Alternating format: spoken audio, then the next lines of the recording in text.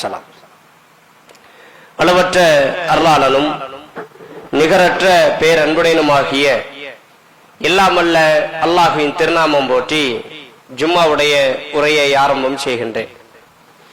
சாந்தியும் சமாதானமும் உலகத்திற்கு இறுதி தூதராய் அனுப்பப்பட்ட முஹம்மது நபி ஸல்லல்லாஹு அலைஹி வஸல்லம் அன்னவர்கள் மீதும் அவர்களுடைய குடும்பத்தார்கள் மீதும் அவர்களுடைய வாழ்க்கையை தன்னுடைய வாழ்க்கையாய் எடுத்துக்கொண்ட உத்தம சத்திய சஹாபா பெருமக்கள் மீதும் சஹாபிய பெண்மணிகள் மீதும் தாபியங்கள் மீதும் நம் யாவர்கள் மீதும் அந்த ஏக இறைவனின் சாந்தியும் சமாதானமும் என்றென்றும் நின்று நிலவட்டும் வண்ணமாக என்ற பிரார்த்தனையோடு ஜும்மாவுடைய உரையை ஆரம்பம் செய்கின்றேன். அன்பார்ந்த எல்லாமல்ல அல்லாஹ்வின் நல்லடியார்களே, பெரியோர்களே, தாய்மார்களே, சகோதர சகோதரிகளே, அல்லாஹ்வுடைய மாபெரும் பேரொருளால் சத்தியத்தை அதனுடைய தூய வடிவில் அறிந்து கொள்வதற்காக வேண்டி நாமெல்லாம் இன்றைய ஜும்மாவுடைய தினத்திலே ஒன்று கூடியிருக்கின்றோம். நம்முடைய இந்த நல்ல நோக்கத்தினை எல்லாம் வல்ல அல்லாஹ் பயனுள்ளதாக ஆக்கி அர்ப்பணிப்பானாக.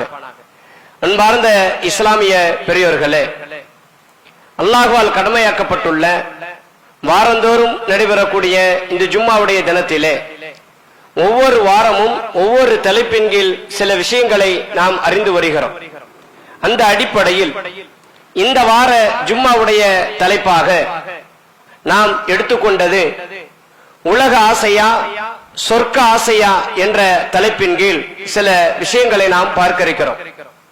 அன்பார்ந்த இஸ்லாமிய பெரியோர்களே, அல்லாஹ் ரப்பல் ஆலமீன் இந்த பூமியிலே இந்த மனித சமுதாயத்தை படைத்து இந்த மனிதன் இந்த பூமியில் எப்படி வாழ விரும்புகிறானோ, எப்படி இருக்க வேண்டும் என்று ஆசைப்படுகின்றானோ, அது அனைத்து இன்பங்களையும் அல்லாஹ் ரப்பல் ஆலமீன் இந்த பூமியிலே மனிதனுக்கு வழங்கியிருக்கின்றான்.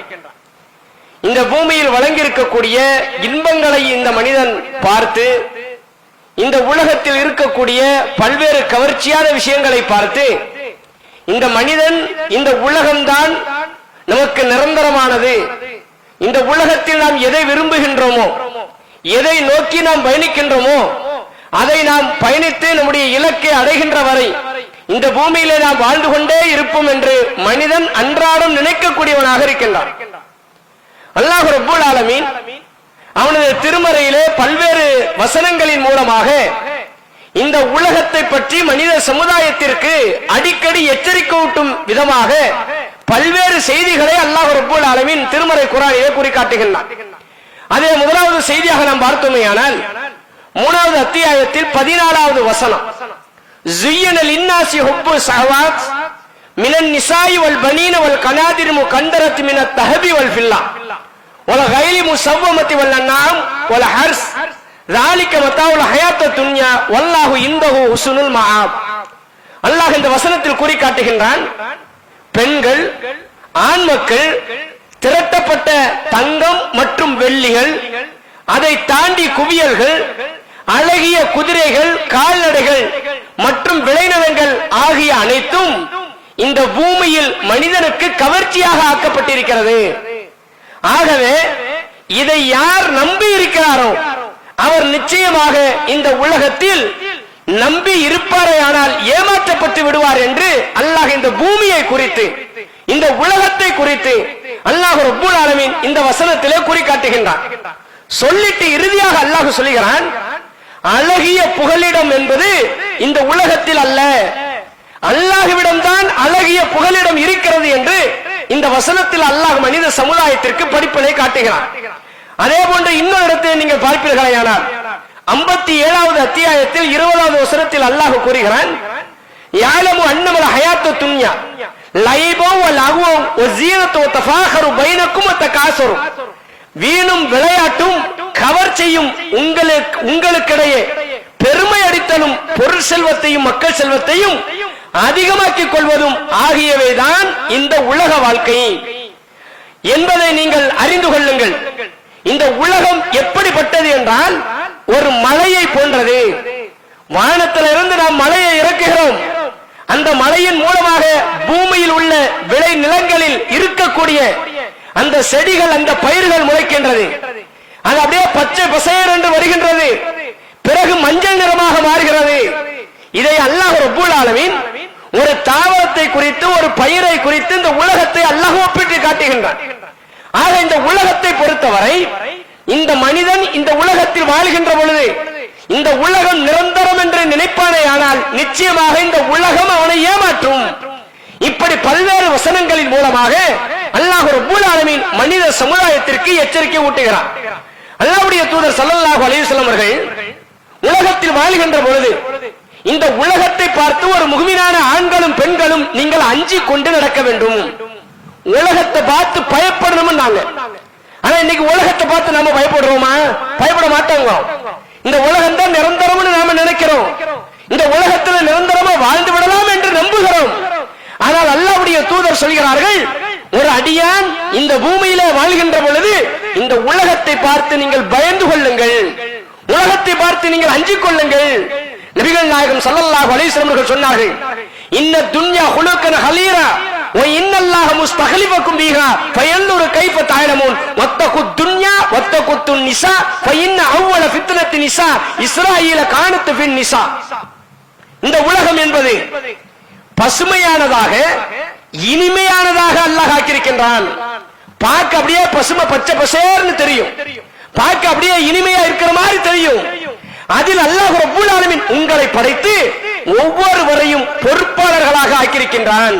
இந்த உலகத்துல பச்சை பசேர்னு ஆக்கி இனிமையாக்கி கவர்ச்சியாக வைத்து உங்கள் ஒவ்வொருவரையும் பொறுப்பாளர்களாக அதில் ஆக்கி நீங்கள் எவ்வாறு செயல்படுகிறீர்கள் என்று அல்லாஹ் பார்க்கிறான். இந்த பூமியில உங்களை எவ்வாறு செயல்படுகிறீர்கள் என்று பார்க்கின்றான்.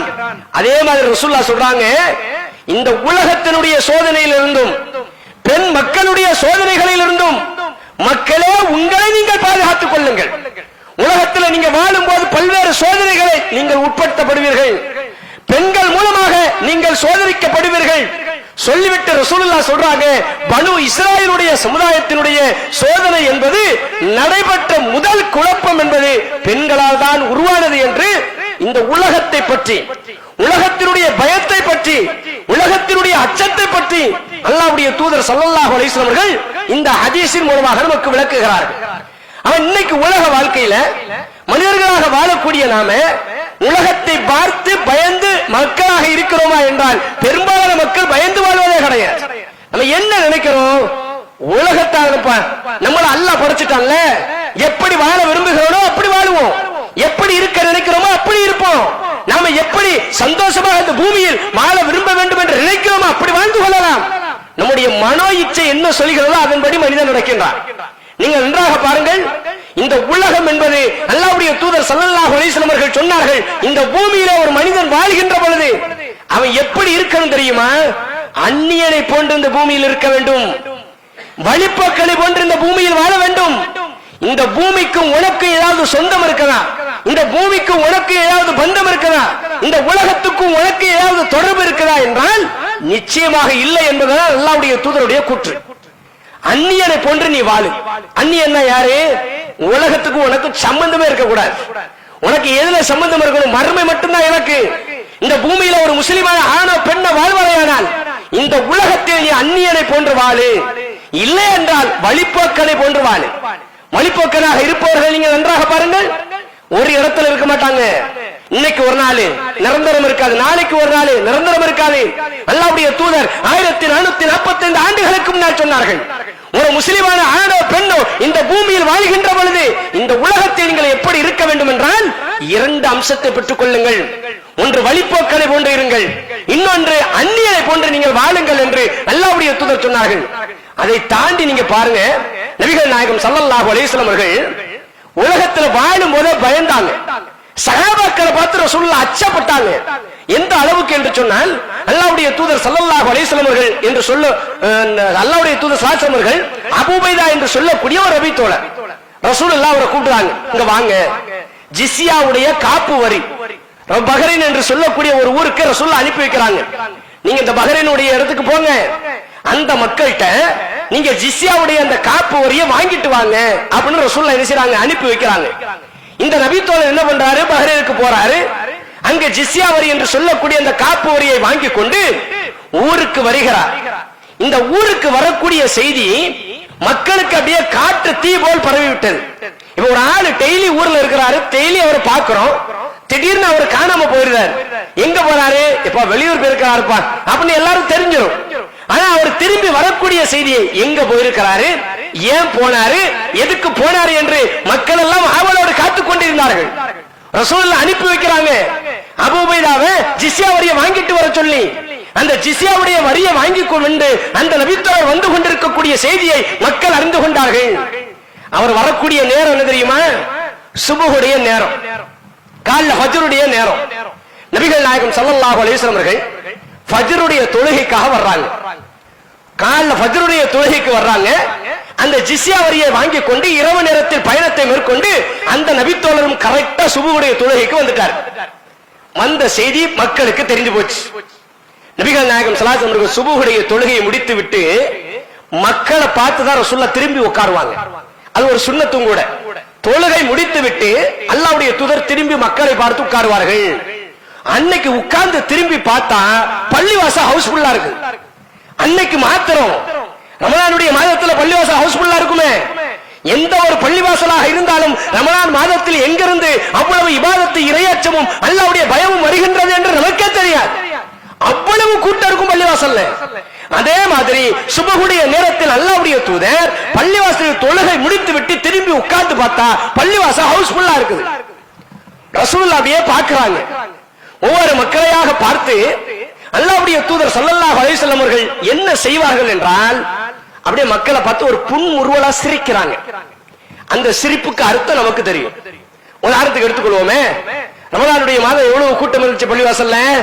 ரமலானுடைய மாதம் முழுவதும் நிறைவடைந்ததற்கு பிறகு இப்பொழுது பள்ளிவாசலுடைய நிலை என்ன?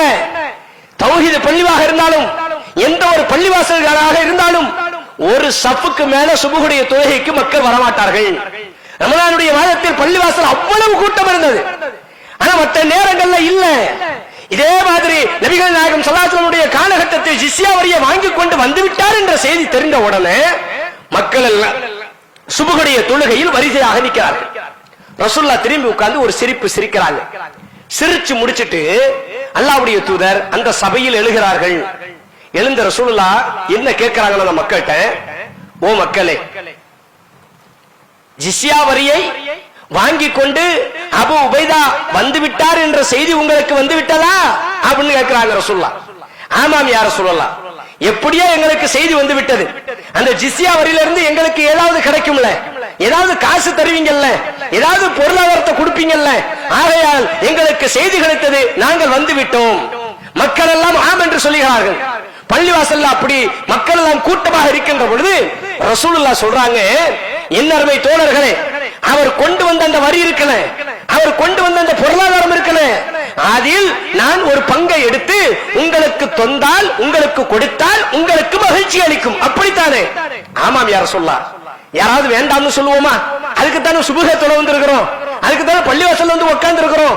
நீங்க எங்களுக்கு கொடுத்தா யார் வேண்டாமா? அது மிகப்பெரிய சந்தோஷம், எங்களுக்கு மகிழ்ச்சி என்று அந்த சஹாபா பெருமக்கள் சொன்னார்கள். சொன்னவுடன் நபிகள் நாயகம் ஸல்லல்லாஹு அலைஹி வஸல்லம் அவர்கள் சொன்னார்கள், அப்படி என்றால் அல்லாஹ் மீது ஆணையாக உங்களுக்கு வறுமை ஏற்பட்டு விடும் என்று நான் அஞ்சவில்லை. இந்த காசு உங்களுக்கு கொடுத்தா உங்களுக்கு மகிழ்ச்சியை தரும். ஆனா உங்களுக்கு வறுமை இருக்கு பாருங்க, உங்களுக்கு கஷ்டம் இருக்கு பாருங்க, உங்களுக்கு பொருளாதாரம் இல்லாமல் இருக்கக்கூடிய நிலையில் நீங்கள் தள்ளப்பட்டு விடுவீர்கள் என்ற ஒரு பயம் எனக்கு வந்ததே கிடையாது. எனக்கு என்ன பயம் வந்திருக்கு தெரியுமா? சஹாபா பெருமக்களிடம் அல்லாஹ்வுடைய தூதர் சொன்னார்கள், ஓ மக்களே, உங்களுக்கு முன்னிருந்தவர்களுக்கு உலக செல்வம் தாராளமாக வார்த்தரைக்கப்பட்டது. உங்களுக்கு முன்னாடி வாழ்ந்த சமுதாயத்திற்கு அல்லாஹ் அள்ளி அள்ளி கொடுத்து கொண்டே இருந்தான். அவ்வளவு கொடுத்தும் அவர்கள் என்ன செய்தார்கள் தெரியுமா? உங்களுக்கும் தாராளமாக கொடுக்கப்பட்டு அதற்காக அவர்கள் ஒருவருக்கொருவர் போட்டி போட்டதை போன்று போட்டி போட்டது மட்டுமல்ல, அந்த செல்வத்தின் மூலமாக பொறாமைப்பட்டார்கள். அவர்கள் போட்டி போட்டுக் கொண்டார்கள். ஒவ்வொருத்தரும் அடித்துக் கொல்லப்பட்டார்கள். உங்களுக்கு முன்னால் வாழ்ந்த மக்களுடைய நிலை இப்படி இருந்தது. ஆகவே நீங்கள் நன்றாக தெரிந்து கொள்ளுங்கள், உங்களுக்கு செல்வம் வழங்கப்பட்டால் அந்த மக்களுக்கு என்ன நிலை ஏற்பட்டதோ அதே போன்று உங்களுக்கு ஏற்பட்டு விடுமோ என்ற பயம் எனக்கு இருக்கிறது. உனக்கு குடிக்க கஞ்சி இல்லைன்னு நான் கவலைப்படல, உனக்கு சாப்பிடுறதுக்கு வழி இல்லைன்னு நான் நினைக்கல, உனக்கு பொருளாதாரம் இல்லையே, வீடு இல்லையே, வாசல் இல்லைன்னு நான் ஒரு காலத்திலும் கவலைப்பட்டது கிடையாது. அல்லாஹ் உனக்கு தந்து விட்டால், உனக்கு தாராளமாக அல்லாஹ் அள்ளி கொடுத்து விட்டால் நீ வேற வழியில போயிருவோங்கிற பயம் எனக்கு இருக்குது. எப்படி இந்த உலகத்தை பார்த்து அல்லாஹ்வுடைய தூதர் பயந்தாங்க? இன்னைக்கு நாம என்ன நினைக்கிறோம்? நிறைய வேணும். ஏன் பாய் ஜும்மாவுக்கு லேட்டு? கடை அப்பதான் பாய் நல்ல வியாபாரம் நடந்துச்சு. ஏன் பாய் தொழுகைக்கு வரமாட்டேங்கிறீங்க? ரொம்ப பிஸியா இருக்கும் பாய். ஏன் பாய் இப்படி இருக்கிறீங்க? கொஞ்சம் டெவலப் இப்பதான் இன்வெஸ்ட்மெண்ட் நிறைய பண்ணி இருக்கிறேன், அதை நான் போட்டதை எடுக்கணும், அதனால நேரம் இல்ல. இன்னைக்கு உலகத்துல பொருளாதாரம், காசு, பணம் என்று செல்வம் என்று சேர்த்து கொள்ளக்கூடிய மக்கள் ஏராளம். அல்லாஹ்வுடைய தூதர் சொன்னார்கள், இந்த உலகத்தில் செல்வத்தை பார்த்து நீங்கள் பயந்து கொள்ளுங்கள் என்று. இது மாற்றமல்ல, நபிகள் நாயகம் ஸல்லல்லாஹு அலைஹி வஸல்லம் சொன்னார்கள், இந்த உலகத்தில் வாழும்போது மனிதனுக்கு 2 ஆசைகள் உண்டா. ஒன்று என்ன? நீண்ட நாள் வாழ வேண்டும் என்ற ஆசை. இரண்டாவது என்ன? பொருளாதாரத்தை அதிகமாக சேர்க்க வேண்டும் என்ற ஆசை. யாரையாவது ஒரு ஆளை கூப்பிட்டு, உங்களுக்கு வயசு என்னாச்சு பாய்? எனக்கு ஒரு 80 வயசு. அப்ப எதுக்கு உசுரோடு இருக்க? செத்து போகும்னு சொல்லுங்க. அவர் சாவாரன்னு பார்ப்போம், சாவ மாட்டாரு. அவருடைய மனநிலை எப்படி இருக்கும் தெரியுமா? யா அல்லாஹ், எனக்கு நீண்ட ஆயுள கொடு, நிறைந்த செல்வத்தை கொடு. நம்ம பிரார்த்தனை செய்யும்போது அப்படித்தானே கேட்கிறோம். ரசூலுல்லாஹ் சொன்னாங்க, 2 ஆசைகள் மனிதனுடைய உள்ளத்தில் இருந்து கொண்டே இருக்குமா. அதில் ஒன்று என்ன? நீண்ட நாள் வாழ வேண்டும். எனக்கு 100 வயது ஆனாலும் 150 வயது வரை நான் வாழ வேண்டும் என்ற ஆசை. 80 வயது ஆனாலும் 100ஐ கடக்க வேண்டும் என்ற ஆசை. 75 ஆனாலும் 100ஐ முடிக்க வேண்டும் என்ற ஆசை. நீண்ட நாள் வாழ வேண்டும் என்ற ஆசை மனிதனுடைய உள்ளத்தில் ஓடிக்கொண்டே இருக்கும். இந்த உலகத்தில் நான் நீண்ட நாள் வாழ வேண்டும் என்ற ஆசை, பொருளாதாரத்தை அதிகமாக சேர்க்க வேண்டும் என்ற ஆசை மனிதனுடைய உள்ளத்தில் குடிபுகுந்திருக்கும். அல்லாஹ்வுடைய தூதர் சொன்னார்கள். இன்னொரு ரசூலுல்லாஹ் சொல்றாங்க, ஆதமின் மகன் இருக்கான்ல, ஆதமுடைய மக்களுக்கு 2 ஓடைகள் நிறைய தங்கத்தை கொடுத்தாலும் 3வது ஓடை இருக்கான்னு எட்டி பார்ப்பான்.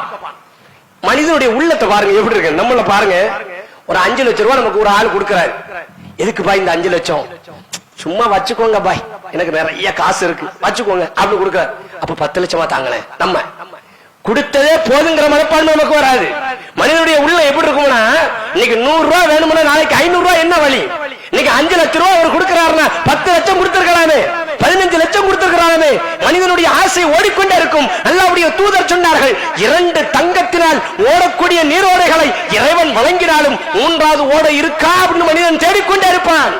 இவனுடைய ஆசை எப்பொழுது முடியும் தெரியுமா? அவனுடைய வாயில் மண்ணல்லை போடுகின்ற வரை அவனுடைய ஆசை தொடர்ந்து கொண்டே இருக்கும். அவன் செத்து அவன் வாயில மண்ணை போட்டா தான் ஆசை முடியுமா? அந்த அளவுக்கு இந்த உலகத்தில் மனிதன் வாழக்கூடியவனாக இருக்கிறான். உலகத்தினுடைய மோகம் அவனை ஈர்த்து விட்டது. இந்த உலகத்தில் வாழ வேண்டும் என்ற ஆசை அதிகரித்து விட்டது என்று அல்லாஹ்வுடைய தூதர் ஸல்லல்லாஹு அலைஹி வஸல்லம் சொன்னார்கள். இன்னும் ரசூலுல்லாஹ் சொல்றாங்க, இந்த உலகத்தில் நீங்கள் வாழ்கின்ற பொழுது எப்படி வாழ வேண்டும் என்று சொன்னால், இந்த உலகம் நிரந்தரம் அல்ல என்பதை நீங்கள் உள்ளத்திலும் சிந்தனையிலும் வைத்துக் கொள்ளுங்கள். இந்த உலகத்தில் நீங்க நிரந்தரமா வாழ்ந்துருவீங்களா? உலகத்துல நிரந்தரமா வாழ்ந்துருவோங்கிறதுனால தானங்க நமக்கு ஆணவம் வருது. உலகத்துல நிரந்தரமா இருந்துருவாங்கிறதுனால அகம்பாவம் தன்னால கூடுது. உலகத்துல நிரந்தரமா இருந்துருவாங்கிறதுனால தலக்கன வருது.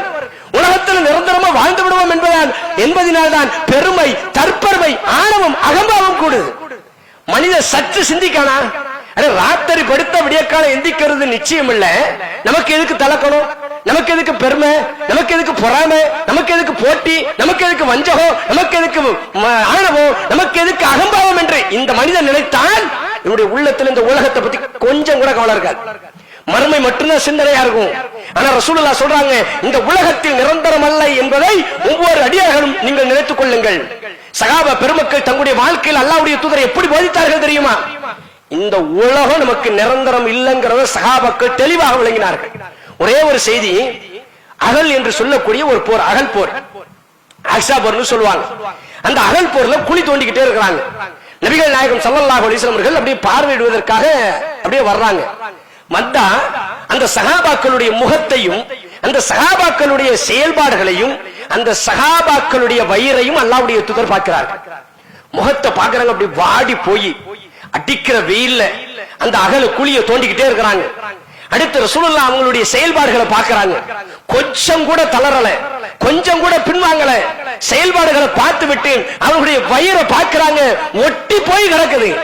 அவ்வளவு சிரமத்திலே தூக்கி கொண்டு மண்ணை வாரிக்கொண்டு தட்டி கொண்டே இருக்கிறார்கள். நபிகள் நாயகம் ஸல்லல்லாஹு அலைஹி வஸல்லம் கண்கள் அப்படியே கலங்க ஆரம்பிக்கிறது. சஹாபா பெருமக்கள் ரசூலுல்லாஹ் பார்க்கறாங்க, அல்லாஹ்வுடைய தூதரை எங்களை பார்ப்பதற்கு காரணம் என்ன? ஒன்றுமில்லை என்று அல்லாஹ்வுடைய தூதர் அப்படியே மழுப்புறாங்க. இல்லை யா ரசூலல்லாஹ், ஏதோ ஒரு சிந்தனை உங்களிடத்தில் இருக்கின்றது, என்ன காரணம்? உங்களுடைய கண்கள் முகம் மாறுகிறதே என்ன என்று சொன்னவுடன் அல்லாஹ்வுடைய தூதர் ஸல்லல்லாஹு அலைஹி வஸல்லம் அவர்கள் அந்த சஹாபாக்களுக்கு மத்தியிலே அல்லாஹ்விடத்தில் இருகரம் என்று பிரார்த்தனை செய்தார்கள். யா அல்லாஹ், யா அல்லாஹ், இதோ இந்த தோழர்கள் இந்த உலகத்தை விரும்பவில்லை யா அல்லாஹ், இவர்கள் மறுமையை மட்டுமே விரும்புகிறார்கள், மறுமையில் சுவனத்தை மட்டுமே அவர்கள் நாடுகிறார்கள். இந்த உலகத்தினுடைய இன்பம், இந்த உலகத்தினுடைய ஆசை, இந்த உலகத்தினுடைய ஒவ்வொரு காரியத்தையும் இந்த சஹாபா பெருமக்கள் விரும்புவதே கிடையாது. யா அல்லாஹ், இந்த சஹாபா பெருமக்களை, இந்த அன்சாரிகளையும் இந்த முஹாஜிரின்களையும் யா அல்லாஹ் நீ புரிந்து கொள்வாயாக, இவர்களுடைய செயல்பாடுகளை நீ புரிந்து கொள்வாயாக, இவர்களுக்கு உயர்தரமான சுபத்தை கொடுப்பாயாக என்று அல்லாஹ்வுடைய தூதர் அருமை சஹாபா பெருமக்களுக்கு அகல் போரின் போது பிரார்த்தனை செய்கிறார்கள் என்றால் இந்த உலகத்தை நம்பி அவர்கள் இருக்கவில்லை. நாம் இன்னைக்கு எப்படி இருக்கிறோம், எப்படி இந்த உலகத்தில் வாழ்றோம் சற்று சிந்தித்து பாருங்க. அதை தாண்டி பாருங்க, இந்த உலக வாழ்க்கையில் ஒரு இறை நம்பிக்கையாளன் எப்படி சோதிக்கப்படுவான் என்று சொன்னார் அல்லாஹ்வுடைய தூதர் ஸல்லல்லாஹு அலைஹி வஸல்லம் சொன்னார்கள், அஸ்ஸிஜ்ரில் முஃமினீன் வ ஜன்னத்துல் காஃபிரீன். முஹிமின்களுக்கு இந்த உலகம் ஒரு சிறைச்சாலையாக இருக்கும், காபிர்களுக்கு தான் இந்த உலகம் சுவனமாக இருக்கும். ஆனா நமக்கு எப்படி இருக்குது, உலகத்தில் விடிய காலம் எந்திக்கிறோம், சுபுகு தொழுகல அப்படிங்கிற கவலை கொஞ்சம் கூட வரமாட்டாங்குதுங்க. சுபுகு தொழலையே, நான் இன்னைக்கு தூங்கிட்டேனே, சுபுகு தொழாம படுத்துட்டேனே, நாளைக்கு மறுமையில் அல்லாஹ் கேட்பானே, நாளைக்கு மறுமையில் அல்லாஹ் முன்னால் விசாரிப்பானே, கோடான கோடி மக்கள் முன்னால் அல்லாஹ்வுடைய விசாரணையை தொடங்கும் போது முதலாவது கேள்வியாக தொழுகையை அல்லாஹ் விசாரிக்கின்ற பொழுது அந்த தொழுகைக்கு பதில் சொல்லாதவனாக நான் நிற்பேனே என்ற கவலை கொஞ்சம் கூட வந்தது கிடையாது. காலையில கடையை துறக்க 10 நிமிஷம் லேட் ஆயிடுச்சுன்னா கவலை வந்துருது, ஐயோ 10 நிமிஷம் லேட் ஆயிடுச்சு. ஒரு காலேஜுக்கு போறதுக்கு 10 நிமிஷம் காலேஜ் போ 10 நிமிஷம் லேட் ஆயிடுச்சு, ஒரு பிசினஸுக்கு 10 நிமிஷம் லேட் ஆயிடுச்சு, நம்ம கடையை துறக்கிறதுக்கு 10 நிமிஷம் லேட் ஆயிடுச்சு, ஆபீஸுக்கு 10 நிமிஷம் லேட் ஆயிடுச்சு. இப்படி உலகத்தில் எத்தனையோ மணி நேரங்களில் செலவழித்து நாம் கவலைப்படக்கூடிய மக்கள் அல்லாஹ்வுக்கு செலவழிக்கக்கூடிய நேரத்தை பற்றி, அல்லாஹ்வால் கடமையாக்கப்பட்ட தொழுகை, மற்ற வணக்க வழிபாடுகள், இதை பற்றி கொஞ்சம் கூட கவலை கிடையாது. ஆனா ரசூலுல்லாஹ் சொன்னாங்க, ஒரு இறை நம்பிக்கையாளன் இந்த உலகத்தில் வாழும் போது இந்த உலகம் அவனுக்கு ஒரு சிறைச்சாலை, சிறைச்சாலை மாதிரி தான்.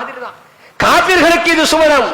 ஆனால் ஒரு இறை நம்பிக்கையாளராக இருக்கக்கூடிய நாம், சொல்லக்கூடிய நாம், தன்னை முஸ்லிம் என்று அடையாளப்படுத்தக்கூடிய நாம் இந்த உலகத்தில் எப்படி வாழ்கிறோம்?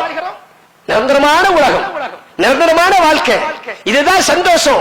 எவ்வளவு இன்பங்கள் இருக்கிறதோ அது அனைத்தையும் அனுபவிப்போம், அல்லாஹ்வுக்கு செய்ய வேண்டிய கட்டளையை நாம் அலட்சியப்படுத்தி விடுவோம் என்ற மனப்போக்கில் தான் நம்ம இருக்கிறோம். ஆனா ரசூலுல்லாஹ் சொல்றாங்க, ஒரு இறை நம்பிக்கையாளன் இந்த உலகத்தில் அப்படி இருக்க கூடாது என்று. இன்னும் நீங்க பாருங்க, நபிகள் நாயகம் ஸல்லல்லாஹு அலைஹி வஸல்லம் சொன்னார்கள், இந்த உலகம் என்பது மனோ இச்சைகளால் நரகம் மூடப்பட்டிருக்கிறது, உங்களுடைய சிரமங்களால் சோதனைகளால் சொர்க்கம் திறக்கப்பட்டிருக்கிறது என்று சொன்னார்கள். மனோ இச்சை தான் நரகம் மூடி இருக்கு. அப்ப உலகத்துல வாழும் போது மனோ இச்சை என்ன சொல்லுதோ அதுபடிதான் நம்ம நடக்கிறோம். மனோ இச்சை என்ன கட்டுப்படுதோ, என்ன நமக்கு கட்டளை இருக்கிறதோ அதன்படிதான் செயல்படுதோ. ஆனா ரசூலுல்லாஹ் சொல்றாங்க, இந்த உலகத்தில் இறை நம்பிக்கையாளன் ஒரு சோதனையை ஏற்படுத்துகின்ற போது அந்த இறை நம்பிக்கையான சோதனையை சாதனையாக மாற்றுவானா. ஒரு நபித்தோழர் அல்லாஹ்வுடைய தூதரிடத்தில் வருகிறார், அல்லாஹ்வுடைய தூதரே, நான் சோதிக்கப்பட்டு கொண்டே இருக்கிறேன், என்னால முடியலங்கிறார். ஒரு பிரச்சனை வருது, அந்த பிரச்சனையை நான் சமாளிக்கிறேன், அல்ஹம்துலில்லாஹ், இப்ப நம்ம அந்த பிரச்சனையில இருந்து நான் விடுபட்டு இருக்கேன்னு நினைக்க அடுத்து ஒரு பிரச்சனை வருது, அதை முடிச்சா இன்னொன்னு வருது. ஆக மொத்தம் யா ரசூலல்லாஹ், என்னால் முடியவில்லை, தாங்க முடியலங்கிறார். அல்லாஹ்வுடைய தூதர் சொன்னார்கள், லா யுகல்லிஃபுல்லாஹு நஃப்ஸன் இல்லா உஸாஹா, எந்த ஒரு ஆத்மாவும் சக்திக்கு உட்பட்டவாறே சோதிக்கப்படுவான். சக்திக்கு மீறிலாம் அல்லாஹ் உன்னை சோதிக்க மாட்டான். நீ வேணா சொல்லிக்கலாம், எம்மா என்னால தாங்க முடியல, என்னால முடியல நீ வேணா கத்தலாம். ஆனா அல்லாஹ்வுக்கு தெரியும், இது உன்னால் தாங்க முடியும், உன்னால் சமாளிக்க முடியும், இந்த சோதனையை சாதனையாக மாற்ற முடியும் என்று அல்லாஹ்வுக்கு தெரியும். சொல்லிட்டு ரசூலுல்லாஹ் சொல்றாங்க, ஓ தோழரை, உண்மையிலே நீ சோதிக்கப்படுறியா? ஆமாம் யா ரசூலுல்லாஹ், அல்லாஹ் மேல சத்தியமா சொல்றேன், நான் சோதிக்கப்பட்டு கொண்டே இருக்கிறேன்.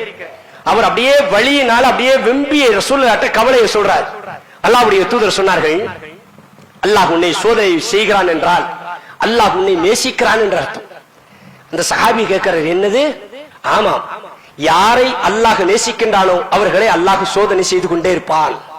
அந்த நபித்தோழர் சொல்கிறார், அப்படி என்றால் அல்லாஹ் என்னை சோதித்துக் கொண்டே இருக்க வேண்டும். அல்லாஹ் எத்தனை சோதனைகளை எனக்கு தருகின்றானோ அது அனைத்தையும் அல்லாஹ்வின் உதவியால் நான் சாதனையாக மாற்றிக்கொண்டே இருக்கிறேன்.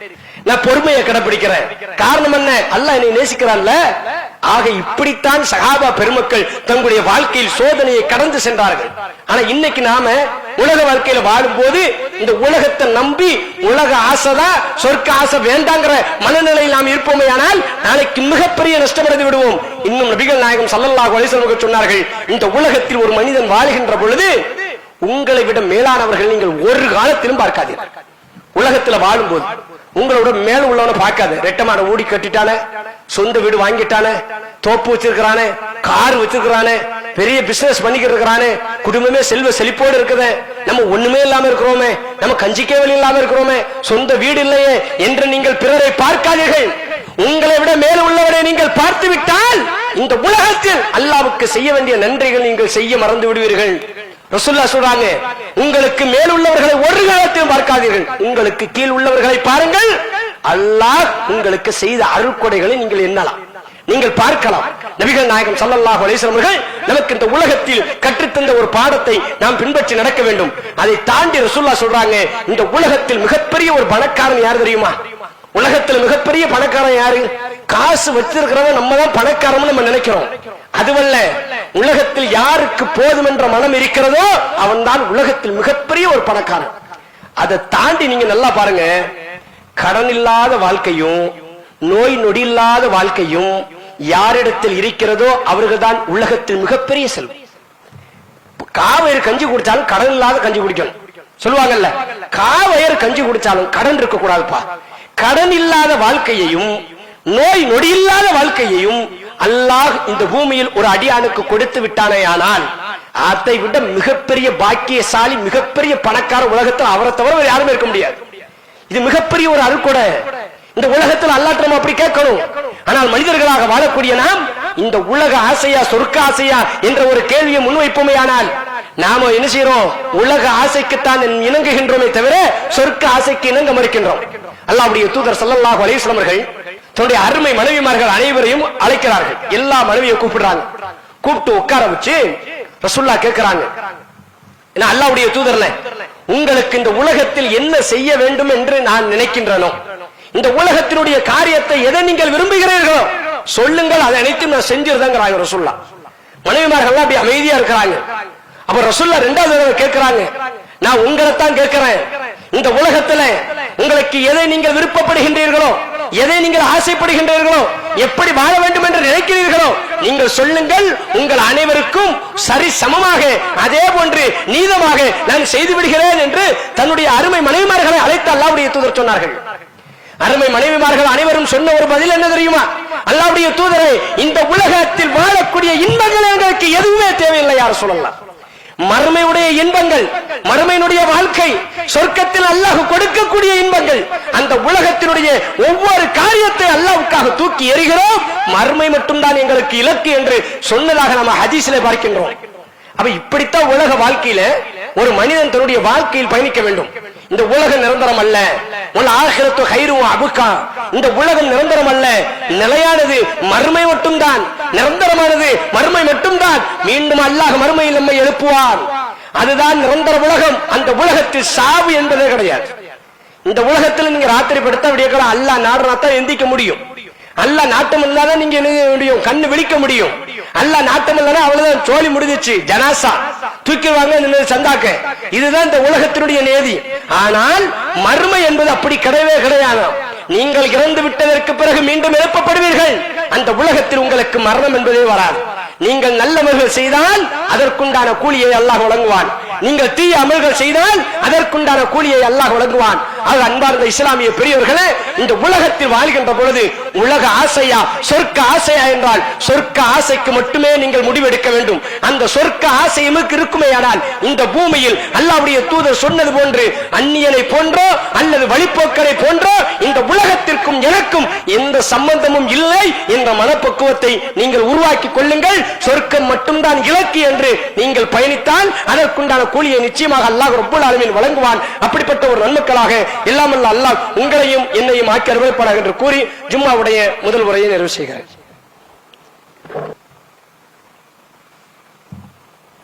அல்ஹம்துலில்லாஹ் அல்ஹம்துலில்லாஹி ரப்பில் ஆலமீன் வஸ்ஸலாத்து வஸ்ஸலாமு அலா முஹம்மதின் وعلى آله وصحبه أجمعين.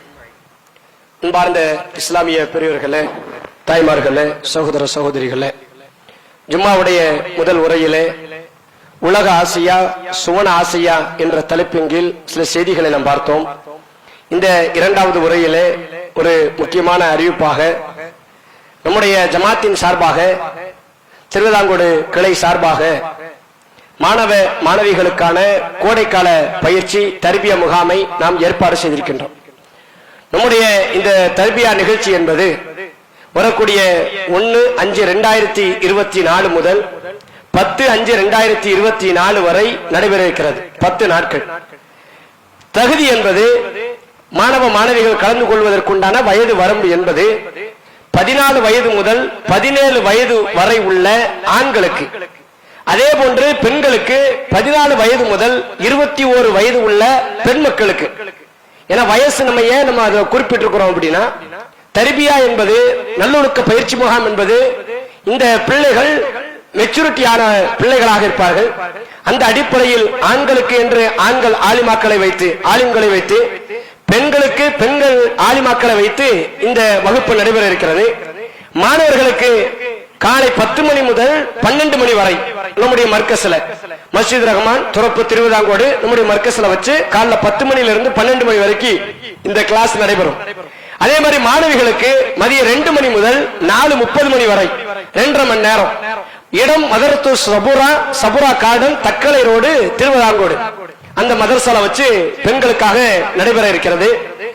இந்த நிகழ்ச்சியிலே அளிக்கப்படக்கூடிய பாடங்கள் இஸ்லாமிய ஒழுக்கங்கள் சம்பந்தமாக, நல்லொழுக்க பயிற்சி சம்பந்தமாக, இஸ்லாமிய பேசிக் அடிப்படை கல்வி சம்பந்தமாக, சிறிய சூறாக்கள் பெரிய சூறாக்கள் மனன பயிற்சி சம்பந்தமாக மற்றும் தொழுகை பயிற்சி சம்பந்தமாக, அதை தாண்டி துஆக்கள் மனனம் சம்பந்தமாக, இன்னும் இஸ்லாமிய வரலாறுகள் சம்பந்தமாக, இன்னும் அதை தாண்டி தாய் தந்தையினுடைய மகத்துவம் சிறப்பு என்ன என்பதை பற்றி சம்பந்தமாக இந்த பாடங்கள் நடத்தப்பட இருக்கிறது.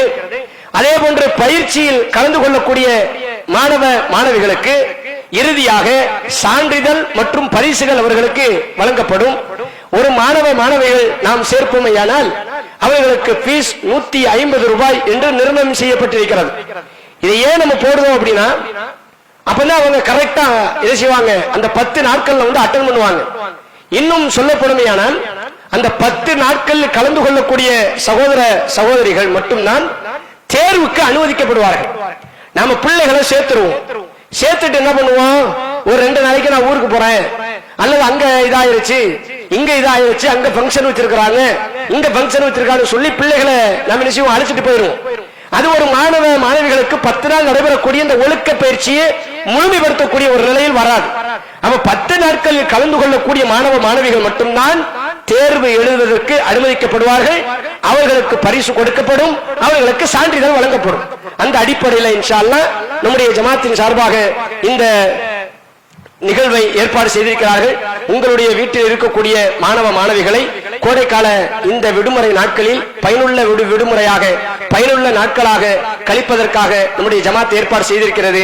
அதில் கலந்து கொண்டு உங்களுடைய பிள்ளைகளை பயனடையுமாறு அன்போடு கேட்டுக்கொள்கிறோம். எல்லாம் அல்ல அல்லாஹ் நம்முடைய எண்ணங்களையும் நோக்கங்களையும் அதற்கு உகந்ததாக ஆக்கி இம்மையிலும் மறுமையிலும் வெற்றி பெறக்கூடிய மக்களாக உங்களையும் என்னையும் ஆக்கி அரவணைப்பனாக.